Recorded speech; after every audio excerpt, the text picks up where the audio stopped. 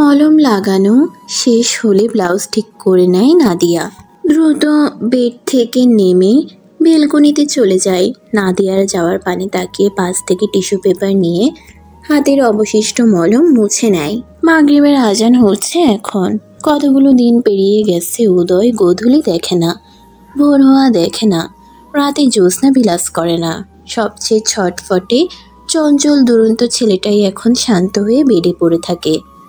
ইচ্ছে থাকলেও সাধ্য নেই কিছু করার। ঔষধের বক্সটা পূর্বের জায়গায় রেখে দেয়। প্রহর বোধ হয়ে এসে গেছে বাড়িতে। এখনই দৌড়ে আসবে এই রুমে। তারপর ফিজিওথেরাপির নামে ওর উপর টর্চার শুরু করবে। ফোনটা হাতে তুলে নেয়। মেসেজ দেয় প্রহরের নম্বরে। কোথায় তুই? সাথে সাথেই রিপ্লাই আসে, রাস্তায়, কাছাকাছি চলে এসেছি, মিনিট 10 লাগবে। বাড়িতে আসতে হবে না, শপিং মলে যা আগে। কেন, কিছু লাগবে? কি লাগবে বলো?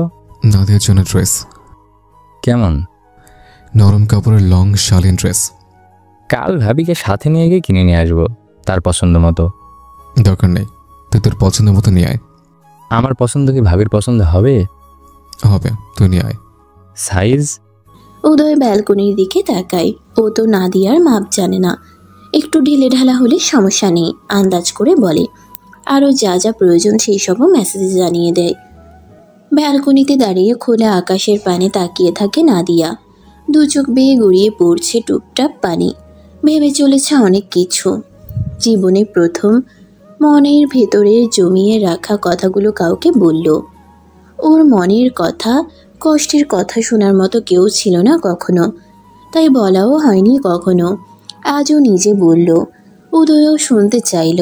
বুকের ভেতর কেমন যেন হালকা ফিল হচ্ছে। জমানো কথাগুলো বলতে পেরেছে সেই জন্যই কি হয়তো। রুমের ভেতর থেকে উদয়ের গলার স্বর ভেসে আসছে, বেলকনির ডোর লক করে ভেতরে আসো, মশা আসছে ভেতরে। উদয়ের কথা শুনে ভাবনার জগৎ থেকে বেরিয়ে আসে নাদিয়া। অনুভব করে ওর 2 পা জ্বলছে। মশা কামড় দিয়েছে 2 পায়ে, হাতেও দিয়েছে কয়েকটা। চোখ মুখ মুছে ব্যালকনি থেকে রুমে ফিরে আসে। কোনো দিকে না থাকিয়ে সোজা ওয়াশরুমে প্রবেশ করে। উদয় ল্যাপটপ ওপেন করে। প্রহরীর পাঠানো ফাইলসগুলো চেক করতে শুরু করে। উদয় রেগুলার অফিসে না গেলেও বাড়িতে বসে থেকেই অফিসের কাজ করে। ডান হাতে লিখতে না পারলেও বাম হাতে লেখার অভ্যাস করেছে। ভিডিও কনফারেন্সের মাধ্যমে মিটিং অ্যাটেন্ড করে। বেশি জরুরি হলে অফিসে যায়। অক্ষম বলেই যে সব দিক থেকে অক্ষম তা নয়। নিজের জেদ আর মনের কষ্টগুলোকে হাতিয়ার বানিয়ে আবার অফিসে জয়েন করেছে। বাড়ির কেউ নিষেধ করেনি এই বিষয়ে। অফিসের কাজে বিজি থাকলে ডিপ্রেশন, হতাশা, ফ্রাস্ট্রেশন থেকে একটু হলেও দূরে থাকবে। নিজেকে সব দিক থেকে দুর্বল মনে হবে না। প্রহর বাড়ি ফিরে 9টার পর। 2 হাত ভর্তি শপিং ব্যাগ। ড্রয়িং রুমে উপস্থিত সকলে তাকিয়ে আছে প্রহরের দিকে। এতগুলো শপিং ব্যাগ কেন, কার জন্য এনেছে? উম্মেহানি চৌধুরী সোফা ছেড়ে উঠে দাঁড়ায়। ছোট ছেলের দিকে তাকিয়ে জিজ্ঞেস করে, এতগুলো ব্যাগে কি এনেছিস? অনেক কিছু আম্মু। কার জন্য? যার প্রয়োজন তার জন্য। কার প্রয়োজন? এগুলো যার। উম্মেহানি চৌধুরী বিরক্ত হন ছেলের কথায়। মায়ের বিরক্তিতে কুঁচকে যাওয়া চোখ মুখ দেখে মুচকে হাসে প্রহর। এগুলো ভাবির জন্য ব্রো নিয়ে আসতে বলেছিল। ও যা, গিয়ে ফ্রেশ হয়ে আয়, কান্ত দেখাচ্ছে তোকে। মেয়েদের জিনিস কেনা অনেক প্যারা। 2.5 ঘন্টা ঘুরে ঘুরে এগুলো কিনেছি। 2 হাতের ব্যাগ উঁচু করে দেখায়। তারপর এগিয়ে যায় সিঁড়ির দিকে। ভাইয়ের রুমের সামনে এসে দাঁড়ায়। ভেতরের দিকে চোখ যেতেই দেখে উদয় ল্যাপটপে চোখ ডুবিয়ে বসে আছে। নাদিয়া ডিভানের উপর জড়সড় হয়ে বসে আছে। ব্রো আসবো? প্রহরের কথা শুনে উদয় নাদিয়া দুজনেই তাকায় ডোরের দিকে। উদয় কপাল কুঁচকে বলে, তুই আবার আমার বাসার জন্য অনুমতি নিতে শুরু করলি কবে থেকে? এই যে আজ থেকে। কেন? আগে একা ছিলে তাই অনুমতি নেওয়ার প্রয়োজন হয়নি। এখন তো আর একা না। কে জানে অনুমতি ছাড়া ঢুকে পড়ে কি না কি দেখে ফেললাম। তারপর কি? কিছু না, যা যা নিয়ে আসতে বলেছিলে নিয়ে এসেছি। বলেই সবগুলো ব্যাগ ব্যাডের উপর রাখে। খেয়েছো? উদয় ভাইয়ের মুখের দিকে তাকায়। বড় ভাইয়ের তাকানো দেখে মিনমিন করে বলে, জিজ্ঞেস করলাম রাতে খেয়েছো কিনা। রাত তো অনেক হয়েছে তাই। উদয় গম্ভীর স্বরে বলে, খেয়েছি আমি। তুই গিয়ে ফ্রেশ হয়ে শুয়ে পড়। এক্সারসাইজ? করেছি আমি নিজে। ম্যাসাজ? করতে হবে না। মাথা খারাপ হয়েছে নাকি তোমার? ডক্টর কোনো প্রকার অনিয়ম করতে নিষেধ করেছে। আমি ফ্রেশ হয়ে আসছি এক্ষুনি, আর এগুলো চেক করে দেখো ঠিক আছে কিনা। বলি দ্রুত রুম থেকে বেরিয়ে যায়। উদয় নাদিয়ার দিকে তাকায়, গম্ভীর স্বরে ডেকে ওঠে নাম ধরে। নিজের নাম উদয়ের মুখে শুনে তড়িৎ গতিতে তাকায় বেডের দিকে। এদিকে এসো। নাদিয়া ডিভান থেকে উঠে এগিয়ে আসে বেডের কাছে। ব্যাগে তোমার ড্রেস আছে, বের করে আলমারিতে তুলে রাখো। আর যা যা আছে ড্রেসিং টেবিলে গুছিয়ে রেখে দাও। শাড়ি চেঞ্জ করে এখান থেকে নরম কাপড়ের ড্রেস পরে নিও। নাদিয়া ব্যাগগুলোর দিকে তাকায়। এতগুলো ব্যাগ, আর এই সব কিছু ওর, এতগুলো জিনিস। নাদিয়াকে চুপচাপ দাঁড়িয়ে থাকতে দেখে উদয় ধমক দিয়ে বলে, এখনো দাঁড়িয়েছো কেন? যাও দ্রুত। উদয়ের ধমক খেয়ে চমকে ওঠে নাদিয়া। একটা একটা করে সবগুলো ব্যাগ হাতে নেয়। দ্রুত গিয়ে দাঁড়ায় আলমারির সামনে। ব্যাগ থেকে ড্রেস বের করে আলমারির একপাশে গুছিয়ে রাখে, পরার জন্য এক সেট রেখে। গুছিয়ে রাখার পর ড্রেসগুলোর দিকে তাকিয়ে থাকে। এতগুলো ড্রেস যে, এগুলো দিয়ে ওর আগামী 5-6 বছর পেরিয়ে যাবে অনায়াসে। বাকি ব্যাগগুলো খুলে দেখে মেয়েলি জিনিস আছে, সেগুলোও গুছিয়ে রেখে দেয়। একটা ব্যাগ হাতে নিয়ে বেডির দিকে তাকাতেই দেখে উদয় ড্যাব ড্যাব করে তাকিয়ে আছে। চোখে মুখে গাম্ভীর্যতা বিদ্যমান। এই লোক হাসে না নাকি?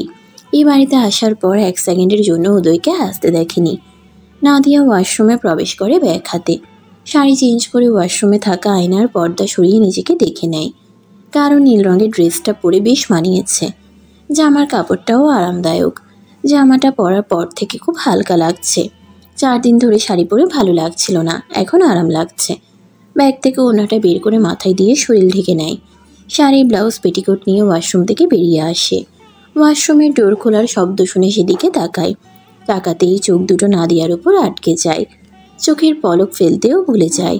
এক দৃষ্টিতে তাকিয়ে থাকে নাদিয়ার মায়াবী মুখের দিকে। গাঢ় নীল রঙের ওড়নার ভেতর দিয়ে যেন উকি দিচ্ছে এক মায়াবী পরী। উদয়কে নিজের দিকে এভাবে তাকিয়ে থাকতে দেখে অপ্রস্তুত হয়ে পড়ে নাদিয়া। দ্রুত এগিয়ে যায় ডিভানের কাছে। শাড়ি, ব্লাউজ, পেটিকোট ডিভানের উপর রেখে ভাঁজ করতে শুরু করে। উদয় তখনও নাদিয়ার দিকে তাকিয়ে আছে। এখন যেন নিজের মধ্যে নেই, অচেনা এক জগতে প্রবেশ করেছে। অদ্ভুতভাবে ওর চোখ দুটো আটকে গেছে নাদিয়ার উপর। অদ্ভুত এক আকর্ষণ হচ্ছে নাদিয়াকে দেখে। ইচ্ছে করছে নাদিয়ার কাছে এগিয়ে যেতে, ছুঁয়ে দিতে ইচ্ছে করছে মায়াবী মুখশ্রীর অধিকারিণী রমণীর গাল দুটো। নাদিয়ার ভাঁজ করা শেষে আলমারিতে তুলে রেখে দেয়। উদয়ের দিকে তাকিয়ে দেখে এখনো তাকিয়ে আছে। নাদিয়া এদিক ওদিক চোখ বুলায়। এভাবে পলকহীন তাকিয়ে আছে কেন? ওর দিকেই তাকিয়ে আছে, আশেপাশে তো তাকাচ্ছে না, নড়াচড়াও করছে না। কিছু হয়নি তো আবার? হতেও পারে, অসুস্থ মানুষ তো। নাদিয়া দ্রুত বেডের কাছে এগিয়ে গিয়ে দাঁড়ায়। উদয়ের বাহুতে মৃদু ধাক্কা দিয়ে বলে, কি হয়েছে আপনার? চমকে উঠে উদয়। গা ঝাঁকি দিয়ে নাদিয়ার মুখের দিকে তাকায়। দ্রুত চোখ সরিয়ে নিয়ে এলোমেলো দৃষ্টি ফেলে এদিক সেদিক।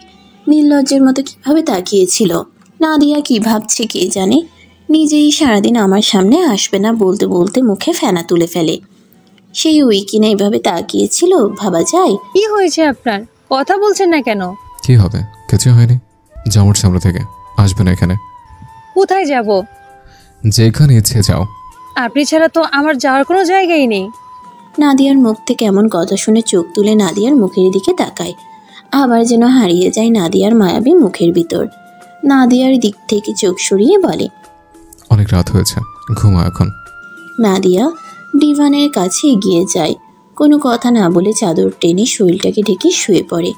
এসির ঠান্ডা বাতাসে বেশ শীত করে রাতে। উদয় চোখ দুটো বন্ধ করে উপরের দিকে মুখ করে লম্বা এক শ্বাস টেনে নেয়। নাদিয়া এই বাড়িতে আসার পর থেকেই কি যেন হয়েছে ওর। প্রহর উদয় রুমে আসে। আসতে পারি? উদয় ডোরের দিকে তাকিয়ে বলে। না। প্রহর ভিতরে প্রবেশ করে। উদয়ের ম্যাসাজ অয়েলের বোতল হাতে তুলে নেয়। পা সোজা করো।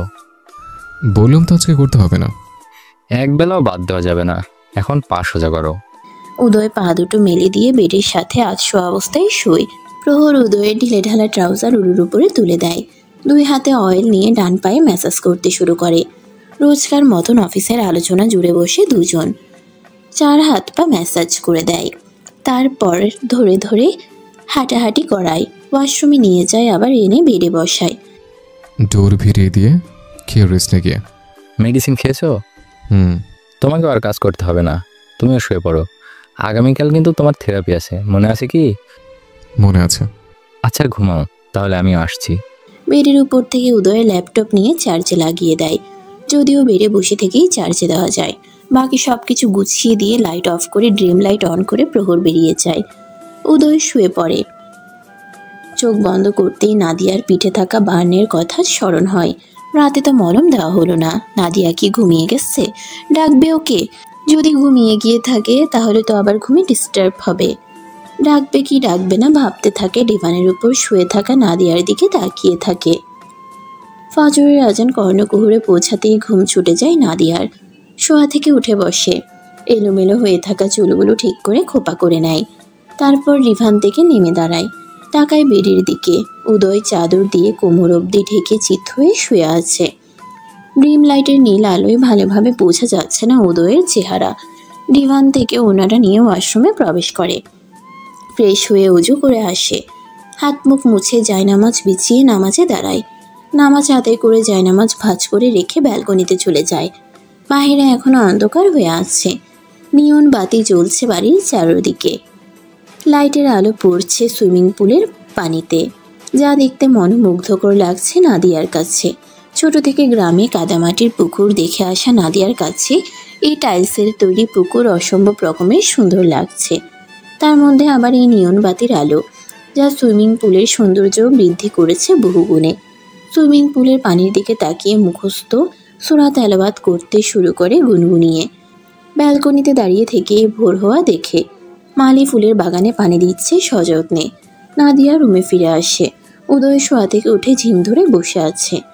সামনে কারো উপস্থিতি টের পেয়ে চোখ তুলে তাকায়। নাদিয়াকে দেখে কিছু সময় তাকিয়ে থেকে চোখ নামিয়ে নেয়। ওয়াশরুমে যেতে হবে, বেশ চাপ দিয়েছে। ভাইটা আসছে না কেন এখনো? উদয়ের চোখ মুখ দেখে নাদিয়া হয়তো বুঝতে পারলো উদয়ের মনের কথা।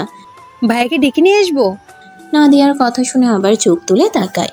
ভাইকে ডেকে নিয়ে আসবো? উদয় দুদিকে মাথা নাড়ায়। ডাকতে হবে না। হাতের ইশারায় নাদিয়াকে কাছে ডাকে। এগিয়ে আসে নাদিয়া। উদয় নিজের উপর থেকে চাদর সরিয়ে দেয়। দুই পা ঝুলিয়ে বসে হাত বাড়িয়ে স্টিকটা ধরে। গম্ভীর স্বরে বলে, ডান পাশ থেকে ধরো আমাকে। নাদিয়া না ধরে দাঁড়িয়ে থাকে। ভ্রু কুচকে তাকায় উদয়। কথা কি শুনতে পাইনি নাকি? নড়াচড়া করছে না কেন? কি বলছি শুনতে পাচ্ছ না? নাদিয়া মিনমিনি করে বলে, আমি ধরতে পারবো? আবার পরে যদি যান? পড়বো না, ধরো তুমি। সিরিয়াস অবস্থা কিন্তু, তাড়াতাড়ি ধরো। উদয়ের তাড়াহুড়ো দেখে দ্রুত ধরে ওকে। উদয় নাদিয়ার কাঁধে আর স্টিকে ভর করে আস্তে আস্তে এগিয়ে যায় ওয়াশরুমের দিকে। উদয়কে ওয়াশরুমের হাই কমেডের উপর বসিয়ে দিয়ে নাদিয়া ওয়াশরুম থেকে বেরিয়ে আসে। উদয় গলা ছেড়ে ডেকে বলে, ডোরের কাছে দাঁড়িয়ে থাকবে, দৌড়ে যাবে না। আচ্ছা। ফ্রেশ হওয়া শেষ হলে উদয়কে ধরে আবার রুমে নিয়ে আসে নাদিয়া। আজকে উদয়কে আনা নেওয়া করতে খুব একটা কষ্ট হয়নি নাদিয়ার। ওই দিন রাতে উদয় ইচ্ছে করেই অমন করেছিল, আজকে শিওর হলো। কি বদলোক ভাবা যায়। উদয় নাদিয়ার দিকে তাকিয়ে বলে, ওই ওখানে হ্যান্ড এক্সারসাইজ বল আছে, ওটা নিয়ে আসো। উদয়ের কথা মতো বলটা এনে দেয় নাদিয়া। বলটা বাম হাতের মুঠো নিয়ে চাপ দেয়, আবার ছেড়ে দেয়। কতক্ষণ একই কাজ করে। তারপর বাম হাত থেকে ডান হাতের মুঠোয় পুড়ে দেয়। ডান হাত দিয়ে চাপ প্রয়োগ করতে চাইলেও করতে পারে না। বাম হাতের সাহায্যে ডান হাতের আঙ্গুলগুলোতে চাপ দিতে শুরু করে। নাদিয়া দাঁড়িয়ে দাঁড়িয়ে দেখছে উদয়ের কাজকর্ম। এর মধ্যে রুমে প্রবেশ ঘটে প্রহরের। দুজনেই তাকায় প্রহরের দিকে। প্রহর এগিয়ে এসে দাঁড়ায় বড় ভাইয়ের সামনে। ভাইকে ফ্রেশ চকচকে দেখে ঘাড় ঘুরিয়ে নাদিয়ার দিকে তাকায়। তারপর মনে মনে বেশ খুশি হয়, কিন্তু সে খুশি ধামাচাপা দিয়ে বলে, একা একা ফ্রেশ হলে কিভাবে ব্রো? উদয় বুঝতে পারে প্রহর সবকিছু বুঝেও না বোঝার ভান করছে, তাই আর কিছু বলে না। বলছো না কেন, ফ্রেশ হলে কিভাবে? উড়ে উড়ে গিয়ে। প্রহর ভাইয়ের পিঠের টি শার্ট উপরের দিকে তুলে পিঠ হাতড়ে দেখে। প্রহরের কর্মকাণ্ডে বিরক্ত হয় উদয়। কি করছে এই ছেলে? নাদিয়া চুপচাপ দুই ভাইয়ের দিকে তাকিয়ে আছে। উদয় প্রহরকে নিজের কাছ থেকে সরানোর চেষ্টা করে বলে, পাগল হয়েছিস? এমন করছিস কেন? তোমার ডানা খুঁজছি কিন্তু পাচ্ছি না তো। কোথায় ডানা? মানুষের ডানা হয় নাকি? সর আমার সামনে থেকে। তুমিই তো বললে উড়ে উড়ে ফ্রেশ হতে গিয়েছিলে। ডানা ছাড়া কিভাবে উড়লে ব্রো? আমাকে একটু বলো, আমারও উড়ে বেড়ানোর অনেক শখ। ফালতু কথা বন্ধ করবি? বিরক্ত হয় উদয়। বলো না ব্রো, কিভাবে উড়লে? রাগী চোখে ছোট ভাইয়ের দিকে তাকিয়ে থাকে উদয়। এভাবে তাকিও না, ভয় করে। তুই ভয় পাস? প্রহর দুদিকে মাথা নাড়ায়, ভয় পায় না। তারপর হেসে বলে, ভাবিকে ভালোবেসে ফেললে নাকি ব্রো? সেদিন তো হম্বিতম্বি করে খুব বলেছিলে ওর সাহায্য লাগবে না। বাকি কথা শেষ করতে পারে না প্রহর, তার আগেই উদয় খামছে ধরে প্রহরের চুল। নাদিয়া কপাল ভ্রু কুচকে দাঁড়িয়ে আছে। ব্রো, স্যারও ব্যথা পাচ্ছি। এসব কথা বলবি আরো? হ্যাঁ, না না বলবো না স্যার, অনেক ব্যথা পাচ্ছি। নাদিয়া দুজনের দিকে তাকিয়ে আছে কিছু বুঝতে না পেরে। প্রহর কি বা বললো, আর উদয় এভাবে চুল ধরেই বা আছে কেন? উদয় নাদিয়ার দিকে তাকিয়ে মৃদু ধমক দিয়ে বলে, এখানে দাঁড়িয়ে কি দেখছো? নিচে যাও। নাদিয়া বিনা বাক্যে চলে যায়। প্রহর উদয়ের হাত থেকে চুল ছাড়াতে ছাড়াতে বলে, ব্রো ছাড়ো না। উদয় ছেড়ে দেয়। প্রহর আর কোনো কথা বাড়ায় না। ভাইয়ের হাত পা ম্যাসাজ করতে শুরু করে। ফিজিওথেরাপি করায়, হ্যান্ড এক্সারসাইজ বল দিয়ে হাতের আঙ্গুলের ব্যায়াম করায়, ধরে ধরে রুম জুড়ে হাঁটায়, সময় গড়ায়। এখন 11টা বাজে। উদয়ের থেরাপি দেওয়ার জন্য হসপিটালে যেতে হবে, তাই আজ প্রহর অফিসে যায়নি। ভাইকে তৈরি করিয়ে দিয়ে নিজেও তৈরি হতে নিজের রুমে চলে যায়। নাদিয়া ড্রয়িং রুম থেকে উদয়ের রুমে আসে। বেডে বসে থাকা উদয়ের দিকে তাকায়। ক্যাজুয়াল ব্লু শার্ট প্যান্ট পরনে, চুলগুলো স্পাইক করা, শার্টের স্লিপ কোনোই পর্যন্ত ফোল্ড করা। উদয়ের এমন রূপ দেখে তাকিয়ে থাকে নাদিয়া। এই কয়েকদিন ধরে দেখে আসা উদয়ের সাথে আজকের উদয়ের আকাশ পাতাল ফারাক। উদয় ঘাড় ঘুরিয়ে তাকায় নাদিয়ার দিকে। নিজের দিকে এভাবে তাকিয়ে থাকতে দেখে নিজের দিকে তাকায়। দেখতে খারাপ লাগছে কি? না, ঠিকই তো আছে। তাহলে এভাবে তাকিয়ে আছে কেন? আজকে কি বেশি হ্যান্ডসাম লাগছে? হয়তো। গলা খাকারি দেয় উদয়। নাদিয়ার ঘোর কাটে, দ্রুত চোখ সরিয়ে নিয়ে ডিভানের দিকে এগিয়ে যায়। উদয় তাকিয়ে থাকে। এর মধ্যে আবার প্রবেশ ঘটে উম্মেহানি চৌধুরী। মাকে তৈরি হয়ে না আসতে দেখে উদয় বিরক্ত হয়ে বলে, এখনো তৈরি হয়নি কেন? বের হতে হবে তো একটু পরে। বলছিলাম কি বাবা, আজকে আমার বদলে নাদিয়া যাক তোদের সাথে। না দিয়ে কেন যাবে? আমার শরীর ভালো লাগছে না হঠাৎ করে। এখন এতটা রাস্তা জার্নি করে যাব, তার চেয়ে ভালো নাদিয়া যাক। উদয় কিছু বলতে চেয়েও বলতে পারে না। বলতে ইচ্ছে করছে না, রাগ উঠছে এখন। শেষ মুহূর্তে এসে বলছে যাবে না। আমার সত্যি সত্যি ভালো লাগছে না উদয়, না হলে আমি সত্যিই যেতাম বাবা। আমার পা দুটো। এক্সপ্লেন চাই না আমি। যাবে না সেটা সোজা বাংলায় বললেই হয়। ওকে তৈরি হতে বলো। উম্মেহানি চৌধুরী খুশি হতে চেয়েও হতে পারেন না। ছেলে তার উপর রেগে গেছে। নাদিয়ার কাছে এগিয়ে যায়। নাদিয়া, তুমি তৈরি হয়ে যাও, উদয়ের সাথে হসপিটালে যাও। কিন্তু মা। আর কোনো কিন্তু নেই, দ্রুত তৈরি হয়ে নাও। প্রহর চলে আসবে আবার। হসপিটালে যেতেও সময় লাগবে, আবার ফিরে আসতেও হবে। নাদিয়া উদয়ের দিকে তাকায়। রাগী গম্ভীর হয়ে আছে উদয়। নাদিয়া দোটানায় পড়ে, যাবে কি যাবে না। উদয় গম্ভীর স্বরে বলে, যেতে হবে। দ্রুত তৈরি হতে বলে। উম্মেহানি চৌধুরী আস্তে আস্তে বলে, নাদিয়া, তৈরি হয়ে নাও দ্রুত, উদয় রেগে যাচ্ছে। নাদিয়া ডিভান থেকে উঠে দাঁড়ায়। আলমারি থেকে লম্বা একটা ড্রেস বের করে নিয়ে ওয়াশরুমে প্রবেশ করে। ড্রেস চেঞ্জ করে হাত মুখ ধুয়ে এসে দেখে প্রহর দাঁড়িয়ে আছে, হাতে উদয়ের রিপোর্ট। নাদিয়া দ্রুত চুলগুলো আঁচড়ে নিয়ে খোপা করে নেয়। তারপর মুখে একটু ক্রিম লাগিয়ে নেয়। ওনাটা হিজাবের মতো পেঁচিয়ে নেয়। তারপর নিজেকে একবার আয়নায় দেখে নেয়, সব ঠিকঠাক আছে। প্রহর রিপোর্টগুলো বেডের উপর রেখে উদয়কে ধরে। নাদিয়ার দিকে তাকিয়ে বলে, ভাবি, এই রিপোর্টগুলো নিয়ে আসুন আপনি। নাদিয়া মাথা নাড়ায়। প্রহর উদয়কে ধরে রুমের বাইরে চলে যায়। নাদিয়া রিপোর্টগুলো নিয়ে ওদের পেছন পেছন যায়। বাড়ির বাইরে বেরিয়ে আসে বাড়ির সবাই, যেন উদয় কয়েকদিনের জন্য হসপিটালে যাচ্ছে। ড্রাইভার কার বের করে ওয়েট করছে ওদের জন্য। উদয়কে পেছনে সিটে বসায়, পাশে নাদিয়াকে বসতে বলে। নাদিয়া উদয়ের দিকে তাকায়। মুখের দিকে তাকিয়ে কি দেখছো? উঠে বসো। উদয়ের রাগী গলার স্বর শুনে দ্রুত উঠে বসে। প্রহর ডোর লাগিয়ে দিয়ে ফ্রন্ট সিটে গিয়ে বসে। ড্রাইভার কার স্টার্ট করে ছুটে চলে হসপিটালের উদ্দেশ্যে। নাদিয়া জানালা দিয়ে বাইরের দিকে তাকিয়ে থাকে। ইট কংক্রিটের তৈরি শহর দেখতে থাকে চোখ ঘুরিয়ে ঘুরিয়ে। উদয় নাদিয়ার দিকে তাকায়। দুজনের মাঝে 2 হাত দূরত্ব। থেরাপি দিয়ে বাড়ির পথে রওনা হয় উদয়দের কার। দুপুর গড়িয়ে বিকেল হয়ে এসেছে। দুপুরের খাওয়া হয়নি কারো। খিদেই সকলের চোখ মুখ শুকিয়ে গেছে। উদয় বাহিরে খাবে না, তাই আর কারো খাওয়া হয়নি। যদিও প্রহর নাদিয়ার জন্য প্যাকেট কেক, পানি আর পাউরুটি কলা এনে দিয়েছিল, কিন্তু নাদিয়া খায়নি। মার খেয়ে থাকার অভ্যাস আছে ওর। আর কেউ খাবে না সেখানে ও কিভাবে খাবে, তাই আর খায়নি। বাড়ি ফিরে ফ্রেশ হওয়ার জন্য যে যার রুমে চলে যায়। ফ্রেশ হয়ে নাদিয়া উদয়কে সাহায্য করে ফ্রেশ হতে, তারপর উদয়ের জন্য খাবার নিয়ে আসার জন্য ডোরের দিকে এগিয়ে যেতেই দেখে উদয় আর নাদিয়ার জন্য খাবার নিয়ে এসেছে উষা। খাবার রেখে উষা চলে যায়। নাদিয়া হাত ধুয়ে আসে, উদয়ের জন্য রাখা খাবারের প্লেট হাতে তুলে নেয়, গিয়ে বসে উদয়ের সম্মুখে। ভাত মাখিয়ে তুলে ধরে উদয়ের মুখের সামনে। বিনা বাক্যে খাবার মুখে নেয় উদয়। নাদিয়া প্লেটের দিকে তাকিয়ে আবার খাবার মাখতে শুরু করে। খাবার চিবুতে চিবুতে নাদিয়ার মুখের দিকে তাকিয়ে থাকে উদয়। অদ্ভুত এই মেয়েটা, কত কিছু বলেছে উদয়, তবুও উদয়ের সেবা যত্ন করে।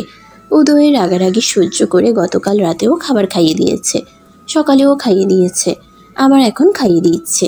নাদিয়ার কার্লি চুলগুলো থেকে ছোট ছোট চুলগুলো বেরিয়ে এসেছে। ফ্যানের বাতাসে জ্বালাতন করছে সেই চুলগুলো। চুলের উপর বিরক্ত হয়ে একটু পরপর চোখ মুখ কুঁচকে নিচ্ছে নাদিয়া, যা উদয়ের বেশ ভালো লাগছে। তাকিয়ে দেখতে ইচ্ছে করছে নাদিয়াকে। উদয়ের খাওয়া শেষ হলে নাদিয়া নিজেও খেতে শুরু করে ডিফানে বসে। উদয় দুপুরের মেডিসিনগুলো খেয়ে নেয়, যদিও এখন দুপুর নয়। তারপর হ্যান্ড এক্সারসাইজ বলটা হাতে নিয়ে পা ঝুলিয়ে বসে। আঙ্গুলের এক্সারসাইজ করতে করতে আর চোখে নাদিয়ার দিকে তাকায় একটু পরপর। মেয়েটা নিচের দিকে তাকিয়ে এক মনে খেয়ে চলেছে। উদয় দিন দুলিয়া ভুলে নাদিয়ার মায়াবীর চেহারায় ডুব দেয়। নাদিয়ার গায়ের রং উদয়ের মতো চকচকে নয়, উদয়ের চেয়ে একটু চাপা। হয়তো রোদে পুড়ে যাওয়ার কারণে এমন হয়ে গেছে, আস্তে আস্তে ঠিক হয়ে যাবে। নাদিয়া খাওয়ার ফাঁকে উদয়ের দিকে তাকায়। উদয় একভাবে ওর দিকে তাকিয়ে আছে। নাদিয়া চোখ সরিয়ে নিয়ে প্লেটের দিকে তাকায়, আবার একটু পর আবার তাকায় উদয়ের দিকে। এখনও তাকিয়ে আছে আগের মতোই। নাদিয়ার কেমন অস্বস্তি ফিল হতে শুরু করে। এভাবে তাকিয়ে আছে কেন? কিছু বলবে নাকি? তাহলে বলছে না কেন? নাদিয়া উল্টো দিকে ঘুরে বসে। উদয় এখন আর নাদিয়ার মুখ দেখতে পারছে না, পেট দেখে কি করবে? ওর তো নাদিয়ার মুখ দেখতে ইচ্ছে করছে। রাগ উঠে, ইচ্ছে করছে নাদিয়ার ঘাড় ধরে ওর দিকে ঘুরিয়ে দিতে, কিন্তু ইচ্ছে থাকলেই কি সাধ্য আছে নাকি? চাইলেও নাদিয়ার ঘাড় ধরে ওর দিকে ঘুরাতে পারবে না। তাই দাঁতে দাঁত চেপে বসে রইল। বজ্জাত মেয়ে কিভাবে ঘুরে বসলো? ধমক দিয়ে ঘুরে বসতে বলতে ইচ্ছে হলেও দিল না। রাগে গজগজ করতে করতে দুই হাতের বলের উপর জোরে জোরে প্রেসার দিতে থাকে। নিজের রাগের কারণ খুঁজতে গিয়ে উদয় নিজেই অবাক হয়। ও শুধু শুধু এত রেগে যাচ্ছে কেন? এখানে এত রেগে যাওয়ার কী হয়েছে? ও নিজেই তো নাদিয়াকে দেখতে চায় না। দিনে 70 বার করে বলে ওর রুমে ওর চোখের সামনে না আসতে। এখন সেই নাদিয়ার মুখ দেখতে পারছে না বলে এত রাগ হচ্ছে। আশ্চর্য! উদয় ঠিকই বলেছিল, নারীরা মায়াবিনী, তাদের চোখে মুখে জাদু থাকে। যদি মায়াবিনী না হয়, জাদু না থাকে, তাহলে উদয় নাদিয়ার মুখ দেখার জন্য এমন ছটফট করছে কেন? কেন মুখ দেখতে না পেয়ে রাগ পারছে? উদয় তো বলেছিল আর কোনোদিন কোনো নারীর মায়ায় পড়বে না, নিজের জীবনে দ্বিতীয় কোনো নারীর স্থান দেবে না, তাকাবে না কোনো মেয়ের দিকে। নিজের জীবনে দ্বিতীয় নারীর স্থান দিয়েছে, সেই নারীর দিকে বারবার তাকায়, নিজের অজান্তেই তাকায়। আবারও কি নারীর মায়ায় আটকে যাচ্ছে? সেজন্যই কি নাদিয়ার মুখ দেখতে না পেয়ে রাগ হচ্ছে? কিন্তু এত দ্রুত কিভাবে কেউ কারো মায়ায় পড়তে পারে? ওদের বিয়ের তো এখন 1 সপ্তাহ পূরণ হয়নি, আর গতকাল থেকে নাদিয়ার সাথে খারাপ আচরণ করছে না। যদিও খারাপ আচরণ করলেও নাদিয়ার দিকে তাকিয়ে থাকতো। বিয়ের সম্পর্ক কি এতই মজবুত? না চাইতেও 1000 বার তাকিয়েছে নাদিয়ার দিকে, ছুতে না চাইলেও কতবার ছুঁয়েছে। এ কেমন অদ্ভুত ঘটনা! উদয় নিজের উপর নিজেই বিরক্ত হয়ে রাগ দেখিয়ে পা তুলে উল্টো ঘুরে বসে। তাকাবে না ওই মেয়ের দিকে। নাদিয়া খাওয়া শেষ করে ডিভান থেকে উঠে দাঁড়ায়। বেডের দিকে তাকিয়ে দেখে উদয় উল্টো ঘুরে বসে আছে। নাদিয়া স্বস্তির নিঃশ্বাস নেয়, এগিয়ে যায় বেডের দিকে। একটু প্লেট বাটি ট্রেতে করে নিয়ে রুম থেকে বেরিয়ে যায়। উদয় ডোরের দিকে তাকায়। চলে গেছে বজ্জাত মেয়েটা। রাগে হাতে থাকা বলটা ছুঁড়ে দেয় ফ্লোরে। নিজেই নিজের উপর কন্ট্রোল হারিয়ে ফেলছে। রুমে থাকতে ইচ্ছে করছে না। রাগ নিয়েই গলা ছেড়ে প্রহরের নাম ধরে ডাকতে শুরু করে। প্রহর নিজের রুম থেকে দৌড়ে আসে। ডোরের সামনে দাঁড়িয়ে ভাইয়ের রাগে লাল হয়ে থাকা মুখের দিকে তাকায়। এত রেগে গেছে কেন? ভেতরের দিকে এগিয়ে আস্তে আস্তে বলে, কি হয়েছে ব্রো? কোথায় থাকিস তুই? ডাকলে পাওয়া যায় না কেন? ভাইয়ের কথা শুনে ভ্যাবলার মতো তাকিয়ে থাকে। ডাকার সাথে সাথেই তো আসলো। কেন, কি হয়েছে? তোকে যে বলেছিলাম হুইল চেয়ারটা নিয়ে আসতে, সেটা কই? আছে হয়তো স্টোর রুমে। ধমক দিয়ে বলে। ভাইয়ের ধমক খেয়ে ২৬ বছরের প্রহর কেঁপে ওঠে। এভাবে ধমক দেওয়ার কি হয়েছে? আবার ধমক দিয়ে বলে, কি রে, বলছিস না কেন? তুমি তো বলেছিলে হুইল চেয়ার যেন আমার চোখের সামনে না পড়ে, তাই তো স্টোর রুমে রাখা হয়েছে। তোকে বলেছিলাম না হুইল চেয়ারটা নিয়ে আসতে, আনিস কেন? এখন নিয়ে আসবি, যা। এত রেগে যাচ্ছ কেন, কি হয়েছে? যাবি তুই? যাচ্ছি তো, এভাবে বলছো কেন? প্রহর রুম থেকে বেরিয়ে আসে। স্টোর রুমের দিকে এগিয়ে যেতে যেতে বিড়বিড় করে বলে, হঠাৎ করে হলোটা কি? ঠিকই তো ছিল, ডাকলো সাথে সাথেই তো গেলাম, তাও ধমক খেলাম। মাঝে মাঝে কি হয় আল্লাহ তাআলা ভালো জানেন, শুধু শুধু ডেকে নিয়ে ধমকাধমকি করলো। স্টোর রুমের ডোর খুলে ভেতরে প্রবেশ করে। মাকড়সার জাল জমে গেছে। কতদিন ধরে এই রুমে আসা হয় না আল্লাহ জানেন। এদিক ওদিক তাকিয়ে চেয়ারটা খোঁজে, কিন্তু চোখে পড়ে না। কয়েকটা আসবাবপত্র কাপড় দিয়ে ঢাকা ছিল, সেগুলোর কাপড় সরিয়ে সরিয়ে দেখে, কিন্তু চেয়ারটা নেই। চেয়ারটা না পেয়ে স্থির হয়ে দাঁড়ায়, টেনশনে চুলে হাত চালায়। চেয়ারটা গেল কোথায়? অত বড় চেয়ারটা তো আর গায়েব হয়ে যাবে না। চেয়ার ছাড়া ভাইয়ের সামনে গেলে খবর আছে। স্টোর রুম থেকে বেরিয়ে চলে আসে ড্রয়িং রুমে। সোফায় বসে আছে সবাই। মেয়েট দুজন কিচেনে রয়েছে, রাতের খাবার রান্না করছে তারা। প্রহর এসে মায়ের সামনে দাঁড়ায়। ছেলেকে নিজের সামনে তালগাছের মতো দাঁড়িয়ে থাকতে দেখে ব্রু কুচকে তাকায় উম্মেহানি চৌধুরী। কিছু বলবি? কি? ব্রোর হুইল চেয়ারটা কোথায়? কেন? ওটা দিয়ে কি কাজ? ব্রো চাইছে। কেন? ব্রোকে গিয়ে জিজ্ঞাসা করো, এখন দ্রুত বলো ওটা কোথায়। কর্নারে গেস্ট রুম আছে। ওখানে কেন? তো কোথায় থাকবে? প্রহর কথা না বাড়িয়ে গেস্ট রুমের দিকে এগিয়ে যায়। রুমের ভেতর থেকে বের করে নিয়ে আসে ইলেকট্রিক হুইল চেয়ারটা। কাপড় দিয়ে ঢেকে রাখার কারণে একটুও ধুলোবালি লাগেনি, আগের মতোই নতুন রয়েছে। চেয়ারটা নিয়ে ভাইয়ের রুমে ঢুকে উদয় ডোরের দিকেই তাকিয়েছিল। দেরি হওয়ার কারণে মেজাজ দেখিয়ে বলে, এত সময় লাগে একটা চেয়ার নিয়ে আসতে? প্রহর ভাইয়ের মুখের দিকে তাকায়। সারাদিন ভালোভাবে থেকে এখন এমন করছে কেন? সেরকম কিছু তো হয়নি। নাদিয়াও রুমে নেই, এমন খ্যাপাটে হয়ে আছে কেন? শুধু শুধু রাগ দেখাচ্ছে। ভূত টুত ভর করেছে কিনা কে জানে। তোমার হয়েছে কি বলো তো? উদয় খেকি দিয়ে বলে, কি হবে? না কিছু না। ওয়াশরুমে যাবে? না। কফি খাবে? না। কোনো কিছু লাগবে? না। যা, আমার চোখের সামনে থেকে যা। প্রহর তাকিয়ে থাকে ভাইয়ের মুখের দিকে। উদয় রেগে নিচের দিকে তাকিয়ে আছে। তোমার ফিজিওথেরাপি করতে হবে। দেরি আছে। এখনই করো। উদয় ধমক দিয়ে বলে। তুই যাবি? প্রহর না গিয়ে বড় ভাইয়ের পাশে বসে, দুই হাতে ভাইকে জড়িয়ে ধরে বলে, কি হয়েছে তোমার? মন খারাপ? কি হয়েছে বলো আমাকে। জানি না, ভালো লাগছে না, তুই যা। কি হয়েছে বলো আমাকে। উদয় ভাবতে শুরু করে ওর কি হয়েছে। কি হয়েছে ও নিজেই জানে না। এমনি এমনি রাগ হচ্ছে, কোনো কারণ খুঁজে পাচ্ছে না। শুধু শুধু তখন থেকে রাগ বাড়ছে হু হু করে। বাইরে যাবে? না। চলো, ভালো লাগবে। ফিজিওথেরাপি নামে টর্চার শুরু করে দে। ভাইয়ের কথা শুনে হেসে ওঠে প্রহর। ফিজিওথেরাপিকে উদয় টর্চার নাম দিয়েছে। ব্যায়ামের নামে এক প্রকার টর্চারই চলে ওর উপর দিয়ে রোজ দুই বেলা। এই সারে নামাজ আদায় করে নেয় নাদিয়া। উদয় বেডে বসে বসে নাদিয়ার নামাজ পড়া দেখল। বেশ সময় নিয়ে নামাজ পড়ল নাদিয়া। জায়নামাজ ভাঁজ করে বেডের দিকে ঘুরতেই দেখে উদয় ল্যাপটপের স্ক্রিনে তাকিয়ে আছে। জায়নামাজ আলমারিতে তুলে রেখে উদয়ের কাছে এগিয়ে আসে। আস্তে ধীরে শান্ত স্বরে বলে, আপনার খাবার নিয়ে আসবো এখন? উদয় মুখ তুলে তাকায়। তুমি খেয়ে নিয়ে আসো। নাদিয়া রুম থেকে বেরিয়ে যায়। উদয় নাদিয়ার যাওয়া দেখে আবার ল্যাপটপের স্ক্রিনে তাকায়। ভালো লাগছে না, ল্যাপটপ বন্ধ করে রেখে দেয়। ফোন হাতে তুলে নিয়ে ফেসবুক লগ ইন করে অনেকগুলো দিন পর নাদিয়া খাওয়া শেষ করে উদয়ের জন্য খাবার নিয়ে আসে। উদয় তখন ভিডিও কলে কার সাথে যেন কথা বলছে। নাদিয়ার দিকে তাকিয়ে আবার ফোনের স্ক্রিনে তাকায়। খাবারের ট্রে রেখে জগটা হাতে নিয়ে রুম থেকে বেরিয়ে যায় পানি আনার জন্য। একটু পরে আবার ফিরে আসে। উদয়ের সামনে বসে মুখোমুখি হয়ে খাওয়াতে শুরু করে নাদিয়া। উদয়ও চুপচাপ খেতে খেতে নাদিয়াকে দেখতে থাকে। তবে নাদিয়ার খেয়াল নেই উদয় কোন দিকে তাকিয়ে আছে। নাদিয়া একবার প্লেট আরেকবার উদয়ের মুখের দিকে তাকাচ্ছে, চোখ তুলে উদয়ের চোখের দিকে তাকাচ্ছে না। তাকালে দেখতে পেত একজন কত গভীরভাবে কাছ থেকে ওকে দেখে চলেছে। নাদিয়া হয়তো বুঝতে পারছে উদয় ওর দিকে তাকিয়ে আছে, তবে নাদিয়া কোনো প্রতিক্রিয়া দেখায় না। খাওয়া শেষ হয়, এইটু প্লেট বাটি গুছিয়ে রাখে। উদয়ের মেডিসিনগুলো এগিয়ে দেয়। ডোর লক করে রেখে ডিভানের দিকে এগিয়ে যায়। ডিভান ঠিকঠাক করে ওয়াশরুমে যায়। ফ্রেশ হয়ে এসে ডিভানের উপর শুতে যাবে, তখন ভেসে আসে উদয়ের গলার স্বর। নাদিয়া ঘাড় ঘুরিয়ে উদয়ের দিকে তাকায়। উদয় আমতা আমতা করে বলে, কষ্ট করে ডিভানে শুতে হবে না, তুমি বেডেই শুতে পারো, আমার সমস্যা হবে না। নাদিয়া অবাক হয়ে তাকিয়ে থাকে উদয়ের মুখের দিকে। এই বদ মেজাজি লোক নিজে থেকেই ওকে ডাকছে বেডে শোয়ার জন্য। শরীর ঠিক আছে তো? জ্বর হয়নি তো?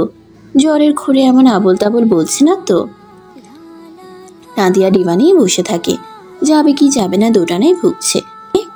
উদয় তাকিয়ে আছে নাদিয়ার দিকে, ডিভান থেকে নামছে না দেখে ধমক দিয়ে বলে, ওখান থেকে আসতে বলছি না, কথা কানে যায় না তোমার? উদয়ের ধমক খেয়ে ডিভান থেকে নেমে দাঁড়ায় নাদিয়া। বালিশ নিয়ে এসো। নাদিয়া ডিভানের উপর থেকে বালিশটা হাতে নেয়, তারপরে এগিয়ে যায় বেডের দিকে। উদয় বেডের এক পাশে বসে অন্য পাশ নাদিয়াকে দেখিয়ে বলে, তুমি ওই পাশে ঘুমাবে, মনের ভুল ওই পাশে আসবে না। অর্ধেক তোমার অর্ধেক আমার, এখন যাও ওই পাশে শুয়ে পড়ো। নাদিয়া উদয়ের মুখের দিকে তাকিয়ে বেডে উঠে শুয়ে পড়ে কিনার ঘেঁষে। উদয় দাঁতে দাঁত চাপে কটমট করে তাকিয়ে থাকে নাদিয়ার দিকে। ওই পাশে শুতে বলেছে বলে কি কেনার ঘেঁষে শুতে বলেছে? ঘুমের ঘুরে পেট থেকে পড়ে গেলে তো মাছের হার একটা আস্ত থাকবে না। এদিকে চেপে যাও। নাদিয়া উদয়ের রাগী গলায় বলা কথা শুনে এক হাত চেপে আসে ওর দিকে, তবুও দুজনের মাঝে প্রায় 2 হাতের দূরত্ব। উদয় লাইট অফ করে ড্রিম লাইট অন করে শুয়ে পড়ে। দুজনেই চুপচাপ দুই পাশে শুয়ে আছে। কারো মুখে রা শব্দ নেই, নিঃশ্বাসও যেন চলছে না কারো। এসির মৃদু শব্দ ছাড়া আর কোনো শব্দ নেই। অনেকটা সময় পেরিয়ে যায়, কিন্তু দুজনের একজনেরও ঘুম আসে না। নাদিয়া ঘাড় ঘুরিয়ে উদয়ের দিকে তাকায়, দেখে উদয় আগে থেকেই ওর দিকে তাকিয়ে আছে। চমকে উঠে দ্রুত উল্টো পাশ ফিরে শুয়ে পড়ে। বুকের ভেতর কেমন শব্দ হচ্ছে, দ্রুত গতিতে হার্ট বিট করছে, নিঃশ্বাসের গতি বেড়ে গেছে। ওর জোরে জোরে শ্বাসের শব্দ 2 হাত দূর থেকে উদয় শুনতে পাচ্ছে। নাদিয়া 2 হাত বুকে ভাঁজ করে চোখ বন্ধ করে শুয়ে রইল, আর ভুলেও উদয়ের দিকে তাকাবে না। এখনই তো শ্বাস আটকে মরতে বসেছিল, এভাবে তাকিয়ে আছে কেন ওর দিকে তাকিয়ে? নাদিয়ার অবস্থা দেখে প্রথমে ভ্রু কুচকে গেলেও পর মুহূর্তেই মুচকি হেসে ওঠে উদয়। তাকিয়ে আছে দেখে ভয় পেল না কি? পেতেও পারে। ঘুম আসছিল না দেখে একটু পরপর ঘাড় ঘুরিয়ে নাদিয়াকে দেখছিল, আর অনেক কিছুই ভাবছিল। তারপর বারবার না তাকিয়ে একটানা তাকিয়েছিল, আর তখনই নাদিয়া ওর দিকে তাকিয়েছে। বেচারি ভয় পেয়েছে বোধ হয়। আহারে! নাদিয়া শোয়া থেকে উঠে বসে। বেড থেকে নামতেই উদয় বলে ওঠে, কোথায় যাচ্ছ? নাদিয়া উদয়ের দিকে না তাকিয়ে বলে, ডিভানের উপর থেকে চাদরটা নিয়ে এসে ঠান্ডা ঠান্ডা লাগছে। বেড়ে তো আছে একটা, ওটা নিয়ে আসতে হবে কেন? নাদিয়া মিনমিন করে বলে, এটা তো আপনার। আমার সব কিছুতে তো ভাগ বসিয়েছ, আমার আমিটা তো ভাগ বসিয়ে দিয়েছ, সেখানে সামান্য চাদর ভাগ বসালে সমস্যা কি? নাদিয়া চোখ তুলে উদয়ের দিকে তাকায়। শুয়ে পড়ো। নাদিয়া চাদরের ভাঁজ খুলে গলা অবধি ঢেকে শুয়ে পড়ে। উদয় নাদিয়ার দিকে তাকিয়ে নিজেও উল্টো পাশ ফিরে ঘুমানোর জন্য। আগামীকাল অফিসে ইম্পর্টেন্ট মিটিং আছে, ওকে সশরীরে উপস্থিত থাকতে হবে অফিসে, তাই এখন ঘুমানোর প্রয়োজন। রোজকার মতন রাত 2:30-3টার দিকে ঘুম ভেঙে যায় উদয়ের। মোড়ামুড়ি করে উঠে বসে বড় লাইট অন করে এগিয়ে যায় বেডসাইড টেবিলের দিকে। জগ থেকে গ্লাসে পানি ঢেলে কুলি করে পানি খায়। ডিভানের দিকে চোখ যেতেই দেখে নাদিয়া ডিভানের উপর নেই। ওয়াশরুমের দিকে তাকাই, ওয়াশরুমেও নেই। ডোরের দিকে তাকাই, ডোর ভেতর থেকে লক করা। হাওয়া হয়ে গেল নাকি? দ্রুত ব্যালকনির দিকে দেখার জন্য ঘাড় ঘোরাতেই চোখ পড়ে বেডে। বিভোর হয়ে ঘুমিয়ে আছে ওর পাশেই, চাদর দিয়ে গলা অবধি ঢেকে রাখা।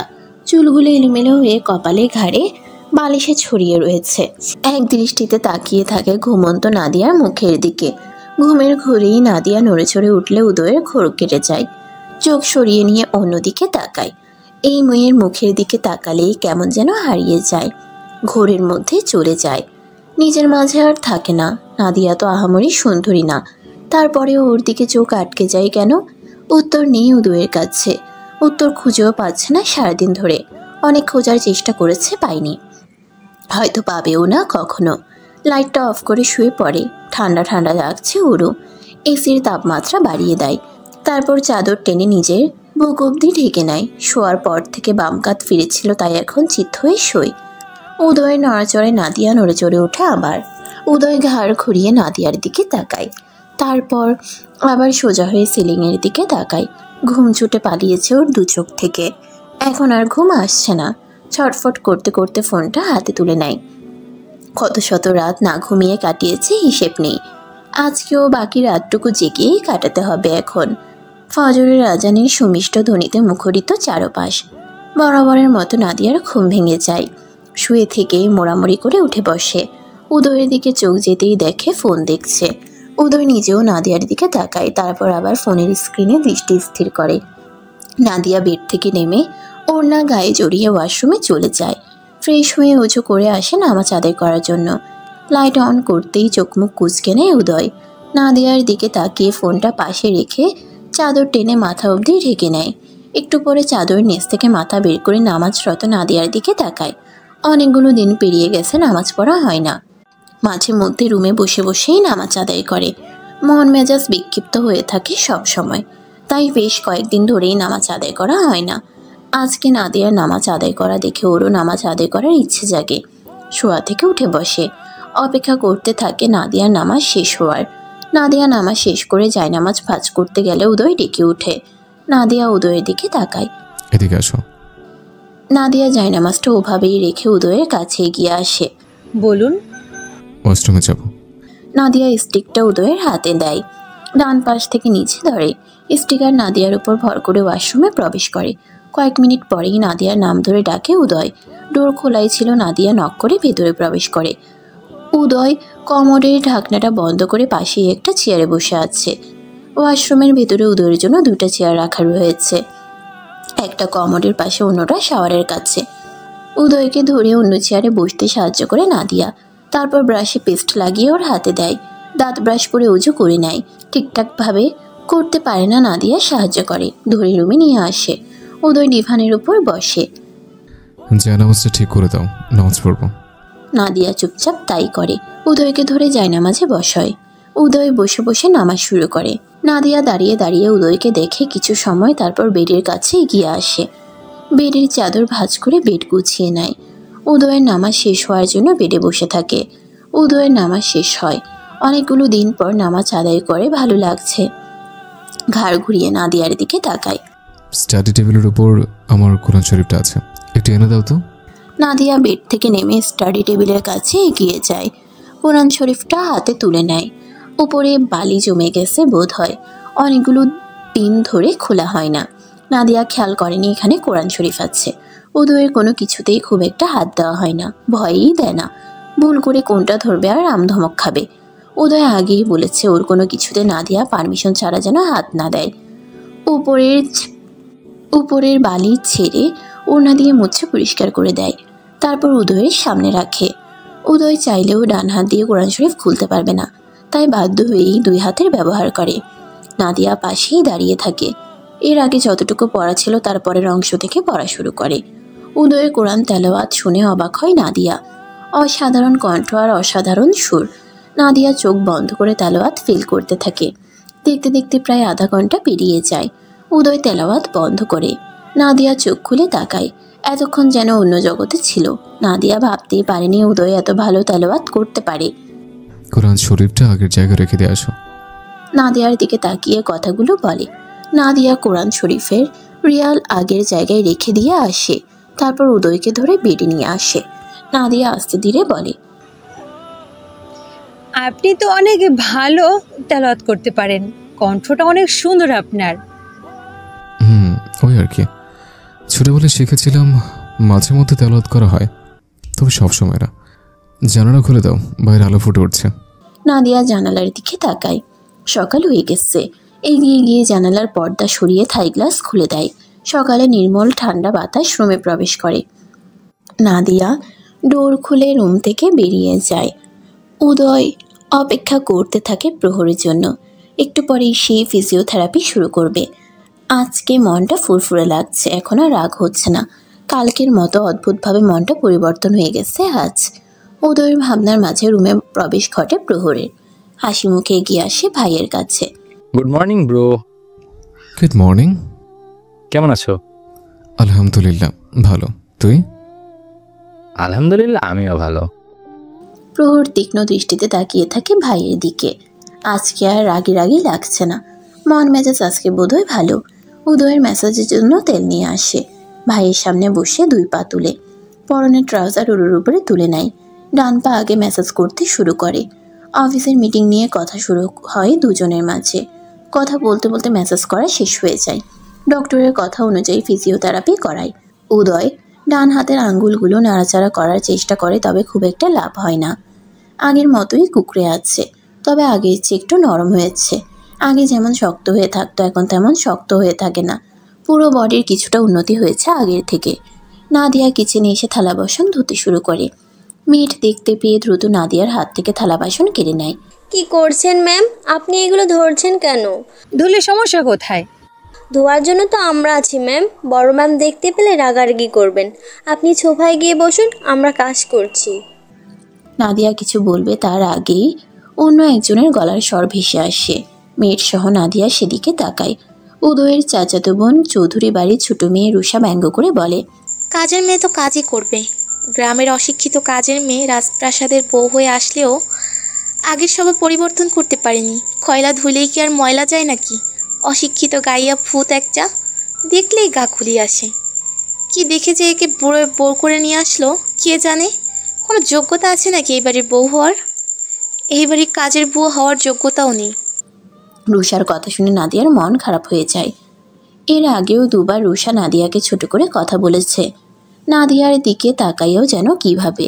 গরিব ঘরের মেয়ে বলে নাদিয়াকে যেন মানুষ বলে মনেই করে না। বড়লোক বাপের অহংকারী মেয়ে রুষা চৌধুরী, অনার্স 2য় বর্ষের স্টুডেন্ট। চৌধুরী বাড়ির সকলের থেকে আলাদা হয়েছে।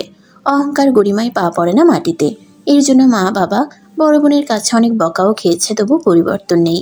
গরিব মানুষ 2 চোখে দেখতে পারে না। কোনোদিন কোনো ফকিরকে 2 টাকা ভিক্ষা দেয় না। কোনো ফকিরকে কখনো নিজের ধারে কাছেও ঘিসতে দেয় না। গরিব মানুষদের পাশ দিয়ে হাঁটেও না। নাদিয়া কিচেন থেকে বেরিয়ে রুমের দিকে এগিয়ে যায়। 2 চোখে পানি টলমল করছে। মেয়েটা নিজেদের কাছে মনোরোচকই হয়। তারা এই মেয়েকে খুব ভালো করেই চেনে। এই মেয়ে তারাও খুব একটা পছন্দ করে না। এক নাম্বারের অহংকারী মেয়ে একটা। মেয়েদের সাথেও খুব একটা ভালো ব্যবহার করে না। গরিবদের মানুষ বলে মনেই করে না এই মেয়ে। রুষা ফ্রিজ থেকে চকলেট বের করে মেয়েদের দিকে তাকিয়ে বলে, আমার জন্য দুধ, ডিম, বাদাম আর মধু রুমে দিয়ে আসবে। মেয়েট মাথা নাড়ায়। রুষা তিরিং বিরিং করে হাঁটতে হাঁটতে নিজের রুমের দিকে এগিয়ে যায়। নাদিয়া রুমে এসে দেখে রুমে কেউ নেই। ওয়াশরুম থেকে পানির শব্দ আসছে। বুঝতে পারে উদয় হয়তো গোসল করছে। কি করবে বুঝতে না পেরে ব্যালকনিতে গিয়ে দাঁড়িয়ে থাকে। তাকায় দূরের রাস্তার পাশে গাছের ডালে বসে থাকা একটি শালিক পাখির দিকে। পাখিটা একাই বসে আছে, সঙ্গী নেই সাথে। হয়তো খাবারের খোঁজে দূরে কোথাও গেছে। দেখতে দেখতে পাখিটা উড়ে চোখের আড়ালে চলে যায়। নাদিয়ারও ইচ্ছে করছে পাখিটার মতো করে উড়ে সকলের চোখের আড়ালে চলে যেতে। কেউ খুঁজলেও যেন ওকে আর না পায় কোনোদিন।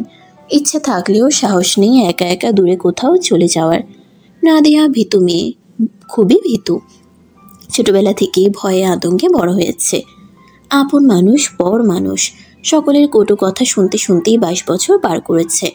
আপন মানুষ জনি ওকে ভালোবাসেনি, ভালো ব্যবহার করেনি, ভালোভাবে কথা বলেনি। সেখানে পর মানুষ কেনই বা ভালোবাসবে, ভালো ব্যবহার করবে, ভালোভাবে কথা বলবে? এইসব আশা করাও ভুল। তবে ওকে এই বাড়ির অনেকেই ভালোবাসে, ভালো ব্যবহার করে, ভালোভাবে কথা বলে। নাদিয়া এই কয়েকদিনে এটাও বুঝে গেছে ওর শ্বশুর ওকে খুব একটা পছন্দ করে না। কিন্তু ওর শাশুড়ি, চাচি শাশুড়ি আর উষা অমায়িক মানুষ, ওকে খুব ভালোবাসে। ওর সব কিছুতেই খেয়াল রাখে। রুষা বাদে বাকি কেউ খারাপ আচরণ করে না। উদয় আগে বাজে বিহেভ করলেও 2 দিন ধরে কিছু বলে না। বাবার বাড়ি থেকে এ বাড়িতে খুব ভালোই সুখেই আছে।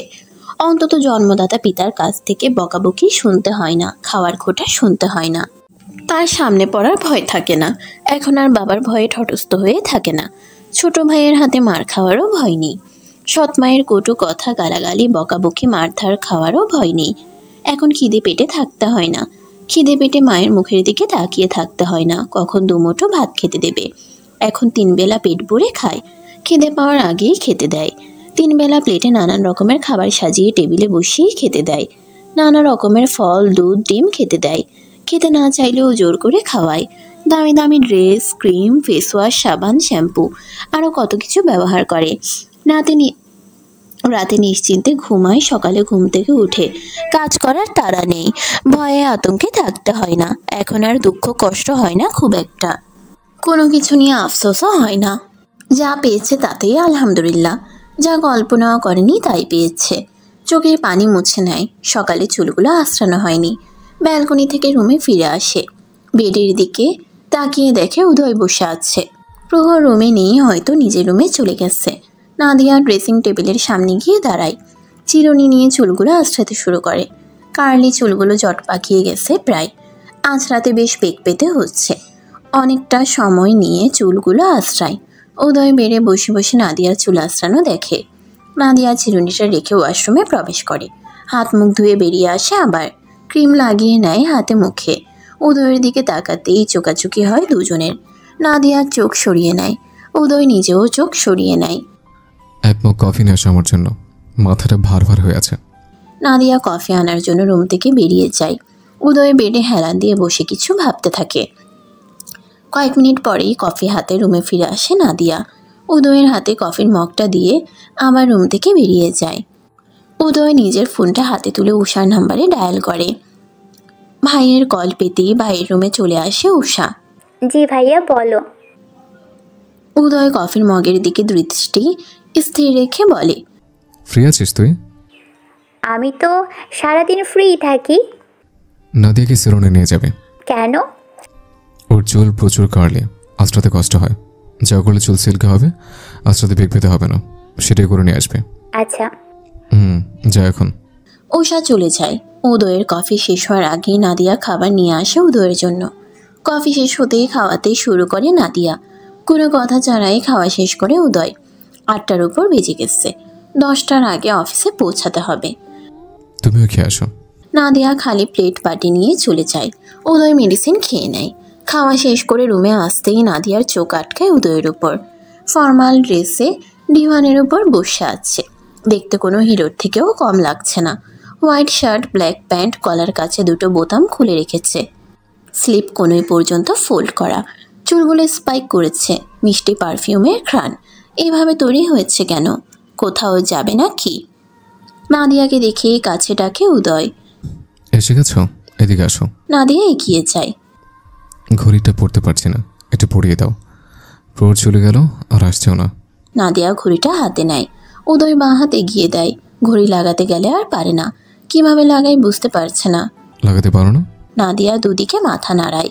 তারপর বলে, এমন ঘড়ি তো এর আগে কখনো দেখিনি। এটা এমন কেন? কিভাবে লাগলো বুঝতে পারছি না। আমার হাতে দাও, দেখিয়ে দিচ্ছে। নাদিয়া উদয়ের হাতে ঘড়িটা দেয়। উদয় বুঝিয়ে দেয় কিভাবে লাগাতে হবে। এটা তো লাগানো একদম সহজ। নাদিয়া ঘড়িটা পরিয়ে দেয়। আলমারিতে মোজা আছে, এটা বের করে দাও তো। নাদিয়া মোজা এনে দেয়। উদয় এক হাত দিয়ে মোজা পরতে চেষ্টা করে, প্রায় পরেও ফেলে। আমাকে দিন, আমি পরিয়ে দিচ্ছি। লাগবে না, আমি পারবো।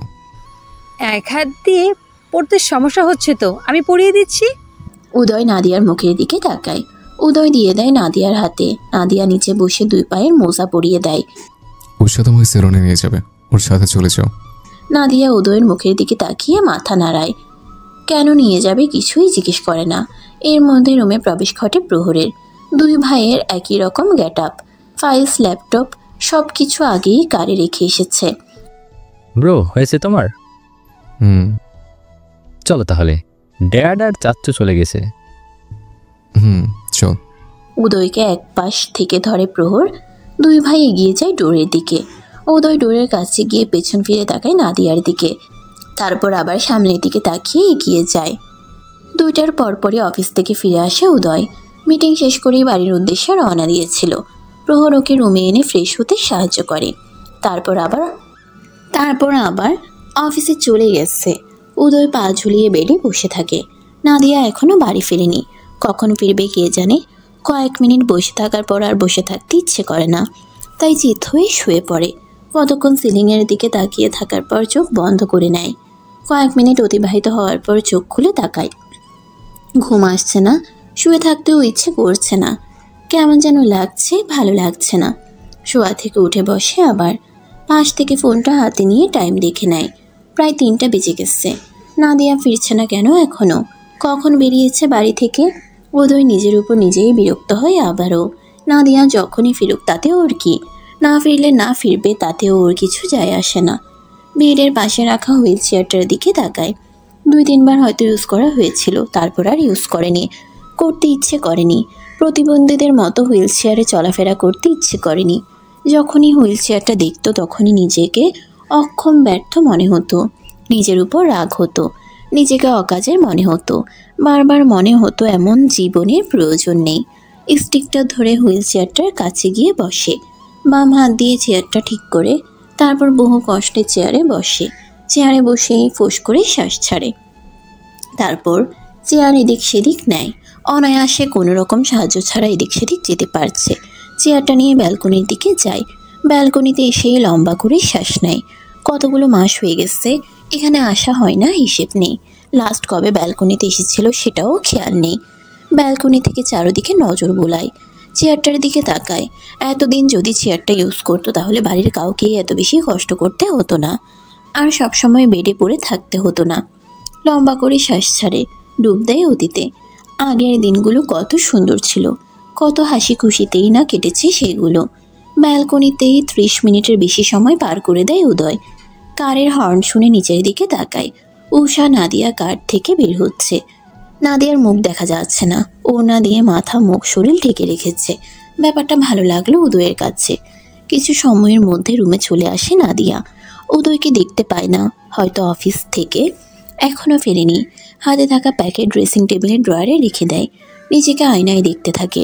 বাড়ি থেকে বের হলো এক নাদিয়া, আর বাড়িতে ফিরল অন্য এক নাদিয়া। এই দুই নাদিয়ার মধ্যে আকাশ পাতাল ফারাক। কার্লি চুলগুলো একদম সোজা সিল্কি হয়ে গেছে। হাত, মুখ, পায়ের ট্যান আর নেই, ধবধবে ফর্সা হয়ে গেছে। নিজেকে নিজেই চিনতে পারছে না নাদিয়া।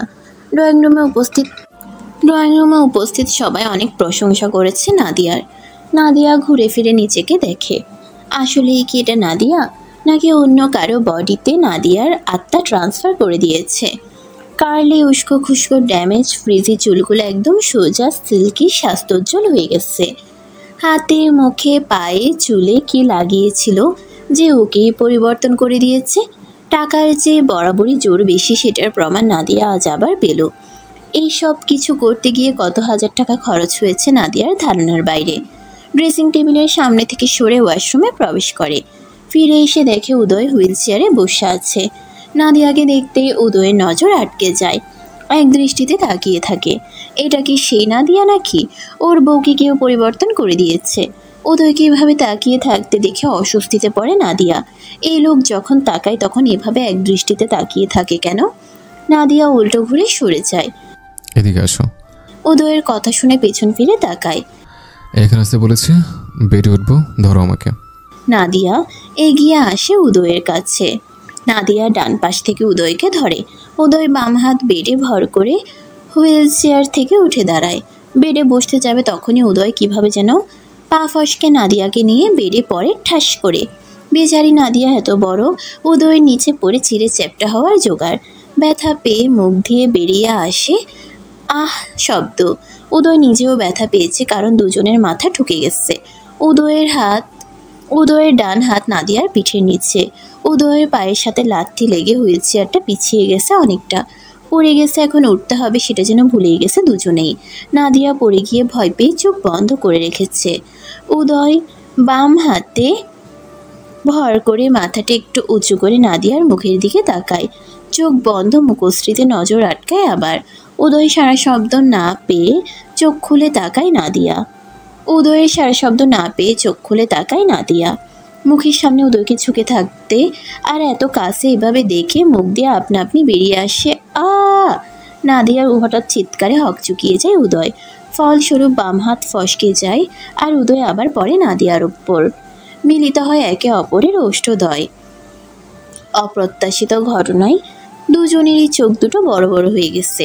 দুজনেরই শ্বাস আটকে রয়েছে, যেন কেউ মনের ভুলেও শ্বাস ফেলছে না। কিছু সময় পরেই নাদিয়ার হুঁশ ফেরে। উদয়কে নিজের উপর থেকে সরানোর চেষ্টা করে। নাদিয়ার নড়াচড়ায় উদয়ের হুঁশ ফিরে আসে। নিজের মুখ সরিয়ে নেয় নাদিয়ার মুখের উপর থেকে, তবে নিজে সরে না। নাদিয়া আস্তে আস্তে বলে, আমার উপর থেকে উঠুন। উদয় নাদিয়ার কথা শুনে সরার চেষ্টা করলে পারে না। তখনও ওর ডান হাত নাদিয়ার পিঠের নিচে রয়েছে। পিঠ উঁচু করো, আমার হাত তোমার পিঠের নিচে রয়েছে। নাদিয়া পিঠ উঁচু করার চেষ্টা করলে পারে না। উদয়ের পুরো শরীরের ভর নাদিয়ার উপর। দুজনেরই বুদ্ধি যেন লোপ পেয়েছে। কিভাবে উঠবে দুজনের একজনও বুঝতে পারছে না। উদয় নিজের বাম হাতে ভর করে ডান হাত সর্বশক্তি প্রয়োগ করে টান দেয় বের করার জন্য। নাদিয়ার চুলগুলো খোলা ছিল, উদয়ের ডান হাতের সাথে আটকে গিয়েছে। হাত টান দেওয়ার কারণে চুলেও টান লাগে। চুলে ব্যথা পেয়ে নাদিয়া আবার মৃদু চিৎকার করে ওঠে। উদয় হাত আর টান দেয় না, ওভাবেই রেখে দেয়। বাম হাতটাও ব্যথা হয়ে গেছে ভর করে থাকতে থাকতে। ঘাড় ব্যথা হয়ে গেছে।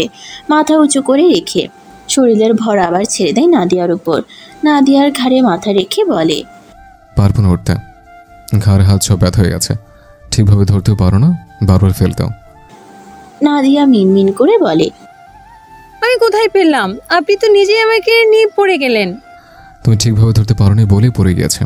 দুজনেই চুপ হয়ে যায়। স্পষ্টভাবে শুনতে পাচ্ছে একে অপরের হার্টবিট। নাদিয়ার শরীর থেকে ভেসে আসছে মেয়েলি স্মেল। উদয়ের কেমন মাতাল করা অনুভূতি হচ্ছে। নাদিয়াও তার ব্যতিক্রম নয়, ওরও একই রকম অনুভূতি হচ্ছে। উঠুন ওপর থেকে। উদয় আনমনেই বলে, হুম, চুপ। দম বন্ধ হয়ে আসছে আমার। উদয় চোখ খুলে তাকায়। নাদিয়ার ফর্সা গলা চোখের সামনে ভেসে ওঠে। নিষিদ্ধ অনুভূতিরা মাথা চারা দিয়ে উঠছে ধীরে ধীরে। হুঁশ ফিরতেই ছিটকে দূরে সরে যায় উদয়। ডান হাতের সাথে নাদিয়ার কয়েকটা চুলও ছিঁড়ে চলে গেছে। কিভাবে নাদিয়ার উপর থেকে সরে গেছে উদয় নিজেও জানে না। দূরে গিয়েই জোরে জোরে শ্বাস নিতে শুরু করে। কি হতে যাচ্ছিল আর একটু হলেই। নাদিয়া চুলের ব্যথায় চোখ মুখ কুঁচকে রেখেছে তখনও। শোয়া থেকে উঠে বসে। এলোমেলো চুলগুলো হাত দিয়ে ঝাঁকি দিতেই সোজা হয়ে যায়। চুলগুলো হাত খোপা করে নেয়। জীবনেও আর এই চুল খোলা রাখবে না। একদিনেই শখ মিটে গেছে। উদয় নিজের হাতের দিকে তাকায়। কয়েকটা চুল আটকে আছে আঙ্গুলের ফাঁকে ফাঁকে। চুলগুলো ছড়িয়ে নেয় হাত থেকে। তারপর ছেঁড়া চুলগুলো নাদিয়ার দিকে বাড়িয়ে বলে, ধরো তোমার চুল। নাদিয়া হাত বাড়িয়ে চুলগুলো নেয়। এগুলো দিয়ে এখন কি করবে? এগুলো কি মাথায় লাগানো যাবে নাকি? ছিঁড়েই তো ফেলেছে। নাদিয়া বেড থেকে নেমে দাঁড়ায়। ছেঁড়া চুলগুলো ব্যালকনি থেকে ফেলে দিয়ে আসে। দুপুরে খেয়েছেন? উদয় দুদিকে মাথা নাড়ায়। খাবার নিয়ে আসবো? তুমি তো কোথায় খাওনি? দুজনের জন্যই নিয়ে আসো। নাদিয়া রুম থেকে বেরিয়ে যায়। উদয় বুকে হাত দিয়ে জোরে জোরে শ্বাস নেয়।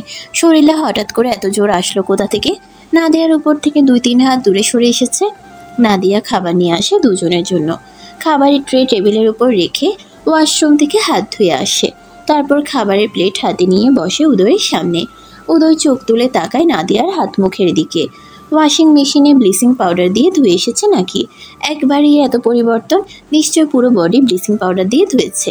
বলেছিল চুলগুলো ক্যারাটিন ট্রিটমেন্ট করিয়ে নিয়ে আসতে, কিন্তু উষা তো পুরো বউটাকেই পরিবর্তন করে নিয়ে এসেছে। এর জন্যই বোধহয় এত সময় লেগেছে। এখন দুজনের গায়ের রং একই রকম। আগে নাদিয়ার গায়ের রং ফর্সা থাকলেও উজ্জ্বল ফর্সা চকচকে ছিল না। এখন ধবধবে উজ্জ্বল ফর্সা চকচকে গ্লাস স্কিন। হ্যাঁ করুন। নাদিয়ার কথায় ভাবনার জগৎ থেকে বেরিয়ে আসে উদয়। হ্যাঁ করে। নাদিয়া খাবার মুখে পুরে দিয়ে আবার মাখতে শুরু করে। তুমিও খেয়ে নাও। খাবো তো, আপনার খাওয়া শেষ হোক। উদয় কিছু বলতে চাইলেও বলল না আর। খেতে খেতে বরাবরের মতো নাদিয়ার দিকে তাকিয়ে থাকে। খেতে খেতেই নাদিয়াকে প্রশ্ন করে, তুমি কোন ক্লাস অবধি পড়েছো? নাদিয়া মুখ তুলে তাকায়। এসএসসি পরীক্ষার পর আর পড়া হয়নি। কেন? পড়তে দেয়নি। ক্লাস 10 পর্যন্ত পড়তে কত কাটকুট পড়াতে হয়েছে। ক্লাস করতে যেতে দিত না। কোনোদিন কোচিংও করিনি, প্রাইভেটও পড়িনি। হঠাৎ মাঝে মাঝে ক্লাসে যেতাম আর পরীক্ষার সময় শুধু পরীক্ষা দিয়ে আসতাম। এসএসসিতে কত পয়েন্ট পেয়েছিলে? 3.52। ভালোই তো তাহলে। এটা ভালো পয়েন্ট? ভালো না? তুমি ক্লাস করতে না, কোচিং করোনি, টিউশনি পড়োনি, তারপরেও 3.52 পেয়েছ। অনেকে তো 4 বছর ক্লাস করে টিউশনি পড়ে কোচিং করে তারপরেই পয়েন্ট অর্জন করতে পারে না। সেখানে তুমি পেয়েছ, তাহলে ভালো না? কলেজে ভর্তি হবে?